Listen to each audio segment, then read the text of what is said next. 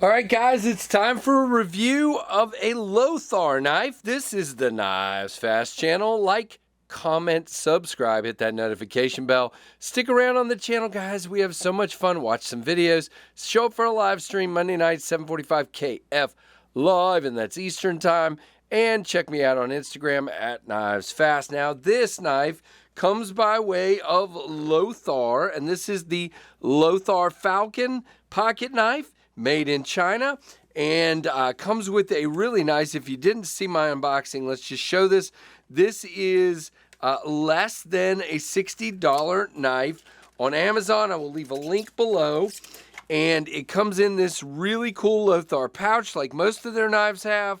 Really, really nicely done. Even has a drawstring bag inside for the knife. So Lothar did send me this, but we're going to do a fair, honest review like we always do. Now, right off the bat, before I dive into the knife, I just wanted to do something that everyone's been asking. Now, right off the bat, everyone is saying, that looks like, that looks like, that looks like. And I've heard, I said it before you did, but everybody's saying, it looks like the Buck 110. It looks like the Buck 112, even the Buck 55. I've heard all kinds of things. So, here, for your comparative pleasure, is the Buck 110. And you can see they are very similar looking. Here's my Buck Light, which is a similar, just a lightweight FRN version of the Buck 110. And yes, has been used very much so. But you can see the Lothar A is a button lock, and B, it's smaller, a whole lot smaller. But if you back these up and you just look at the blades, very simple, similar blade shape. Now the Bucks have a nail nick up here, and this has a long pull, and we'll show why that has that in a minute. But I thought I would do those comparisons off the bat. Now, by the way, it is way thinner than the Buck. Thinner in the blade, thinner in the handle. No comparisons there, but you can definitely see the resemblance. Now, like I said, this knife is $59.99 on Amazon.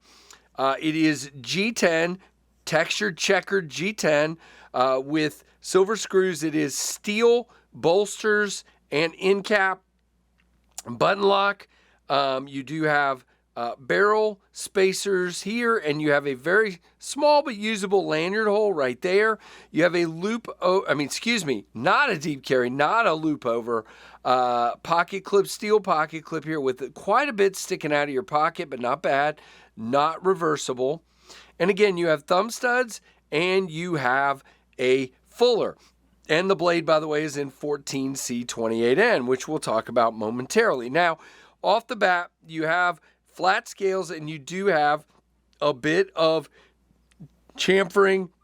Wow, our liners do show here with the covers set down in there, but very well done there. I do feel the transition between that, beautifully done, by the way. Nice satin finish on that, but especially on this side. I can catch my thumb on there, and down here it's much better.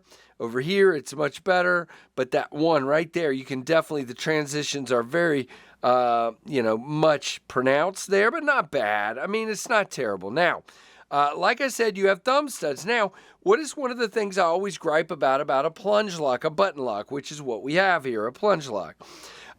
It feels like there's not enough tension on the springs to deploy the knife properly. Well, between the location of these studs and the spring, this is epic.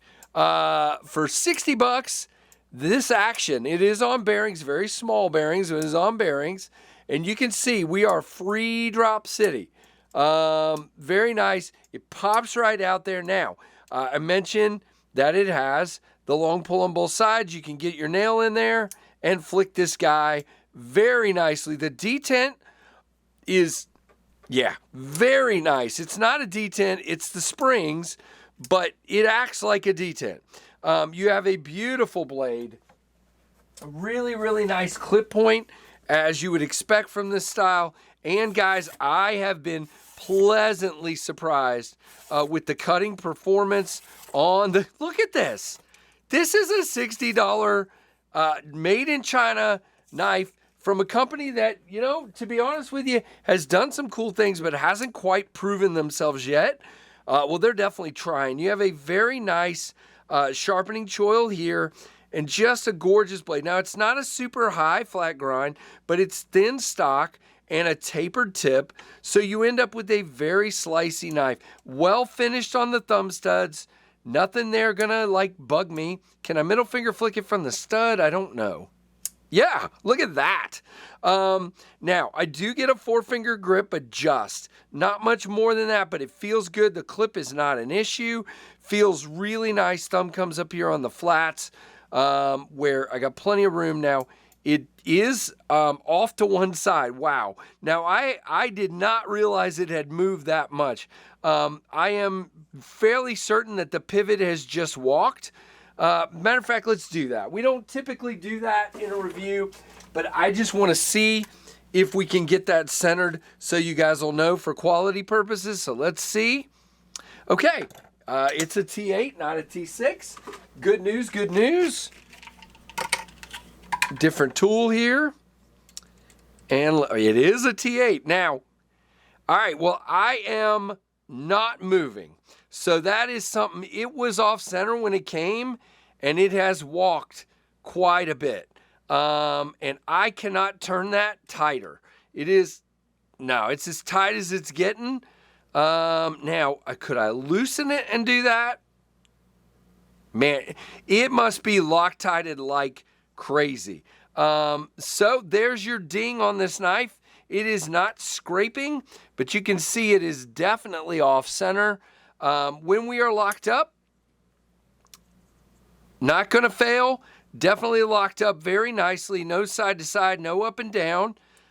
So that's our issue. We are not centered. Now, could I break that Loctite? Yes, but it feels like I need heat.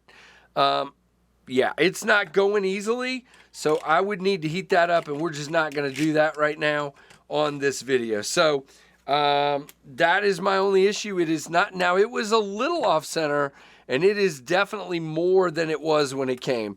But I've carried it, I have used it for sure. But my one thing about this knife for me, for deployment purposes, again, I mentioned this the other day.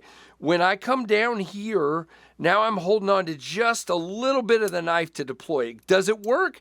Yeah. Would I like to have it a little bit bigger or maybe even a little bit taller where I have a little more room to grab onto it? Yeah, I would. Proportionally, it looks great though. So I get why they did it this way. It's just with longer fingers, bigger hands, it is a little harder for me to grab. You see, I'm just literally holding on to the clip. That's it. My palm and the clip. That is just small. But does it work? 100%. So there you go, guys. The Lothar, and they did send this, and I did enjoy it, but obviously a very honest review. Lothar Falcon. Oh, wait, I forgot to give the specs. That might help. All right, so let's do that real quick. Oh, really? ESPN, why do you have to do that? 14C28 and on the steel, of course. Oh, come on. Why are you... I'm having a hard time finding the specs here. Sometimes that's the big thing with Amazon. Sometimes you have a hard time finding all the details. Here we go. So it is 2.53 ounces, which is wonderful for this size of knife. 2.98 inch blade. 58 to 60 on the hardness. On the 14C, that should be fine. Would it be a little better, a little bit more? Yes. All right, so it's not giving me the overall length, so we will do this. Overall is right there, right at 7 inches, so that makes your handle about 4 inches. Yep. So really nice. I would guess the stock is 0.12 on the blade. That is my guess.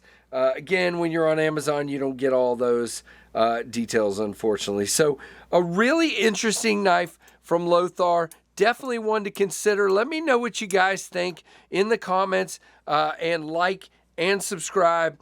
And guys, I appreciate each and every one of you for all your support and for watching the Knives Fast channel.